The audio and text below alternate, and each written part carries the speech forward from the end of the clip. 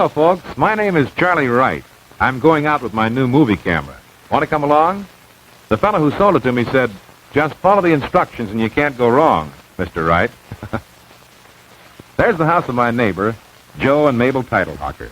It's a nice, typical suburban home with a baby, dog, cat, and mortgage. There's Joe Teitelhocker arriving home with a package. I wonder what's in it. I know it's not his anniversary. I've never seen Joe so excited. All right, so he ain't neat. Why, it's a camera like mine. I knew he'd get one as soon as he saw the one I had, the copycat. Yep, the instruction sheet is just like mine. It tells you exactly how to use your camera. I'm telling you, Joe, you better read it. Don't be a schmo, Joe. Joe's taking his first movies of his wife and dog Rover. Any resemblance between Rover and Joe is purely coincidental. Now, I'm anxious to see how his first attempt comes out. So is Joe, Mabel, and Rover. Here it comes, Joe's big moment.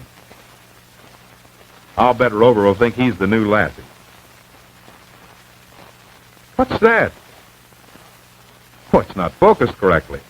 It must be a picture of Mabel and Rover. I only know it because I saw him shoot it.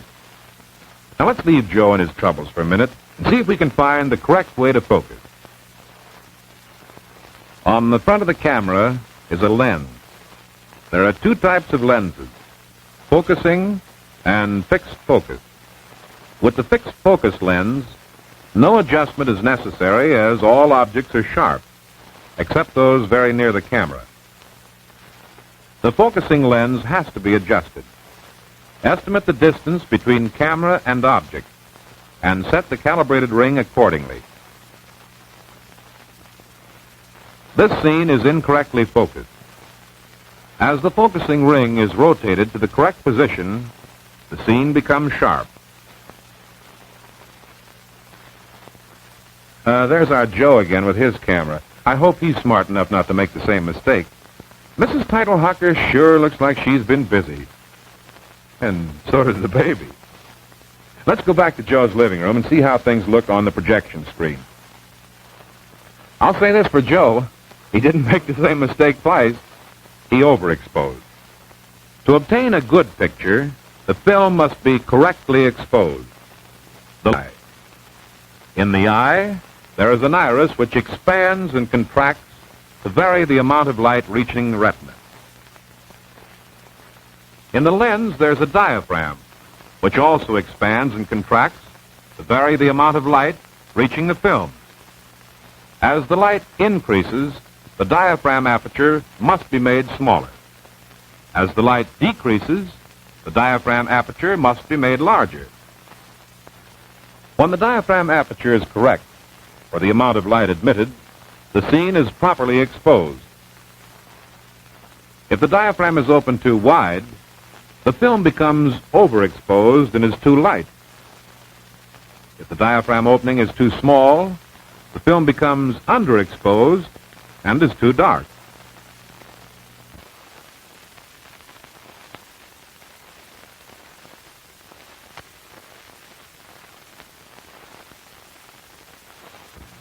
Another point for the cameraman to consider is the direction of the sunlight. This has the sun shining on it from the front. The scene has no depth. It is usually more interesting to place the camera so that the sun lights the object from an angle. Now the statue has shadows in 3 dimensions. You know, cameras are wonderful. When Junior grows up, he can see a movie the first time he walks. And the first time Papa used his camera properly, I hope. You must hold the camera still, Joe. Shall we dissolve to the projection screen? What happened? It seems Mrs. T has a backache and Junior's disappeared. Now, if Joe doesn't mind, the correct way. Compose the scene in the viewfinder carefully. Otherwise, you will lose part of the scene the way Joe likes to do.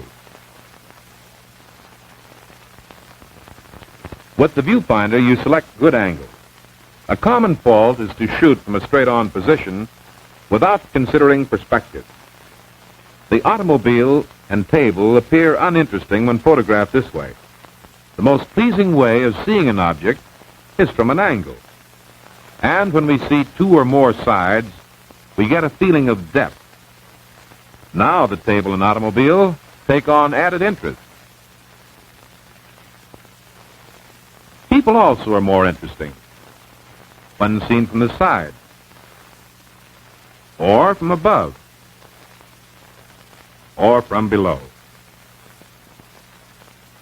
Well, there's just no stopping our hero. Now he's using a tripod. Ouch! Is there a doctor in the house? Come here, you... Sorry, censored. You can see who wears the brains in that family.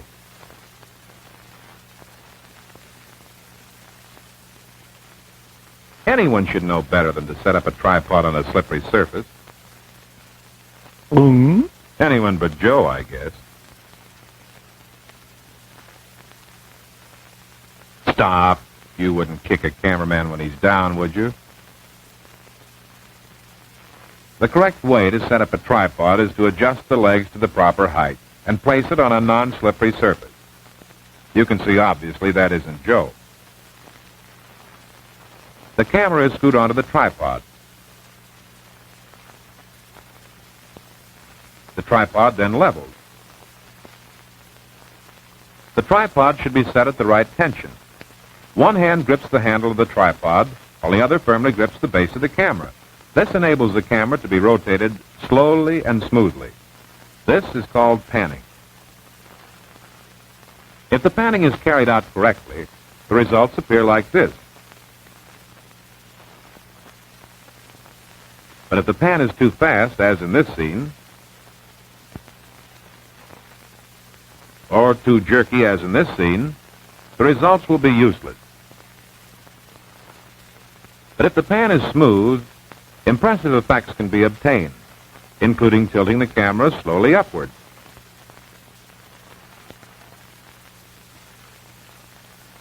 Well, Joe has thrown a party for the neighborhood children. While the kids are having a good time, he's getting some excellent shots. I wonder how excellent. Let's see how it looks on the screen. There's a shot of Ann and Tony, and a shot of the Dugan sisters, and there's a shot of... Sorry, I can't keep up with it. Here's the scenes run at correct length. It's so simple, even a child could do it. But I forget you're not a child anymore, are you, Joe? Scenes should be run long enough to give the audience a chance to see and enjoy them.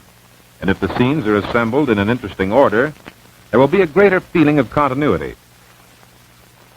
Scenes should be at least 10 seconds. Well, here's our little genius again. And here are the results again. Hey, Joe, you should not have set the speed indicator at 8 frames a second. You must set the speed indicator at 16 frames a second, which is normal for natural action. What a lovely scene. The kids have gone. Joe and his missus are relaxing.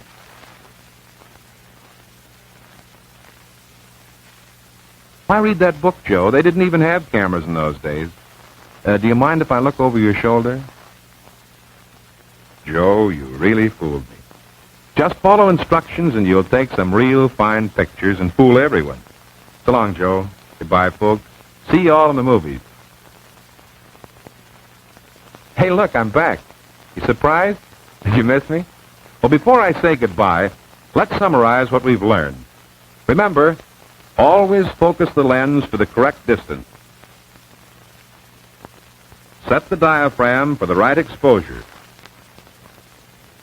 Compose the scene carefully in the viewfinder. Pan slowly and smoothly. Keep the camera running long enough on each scene. Set the speed indicator at 16. Above all, study your instruction book again and again. And, oh yeah, by the way, goodbye again.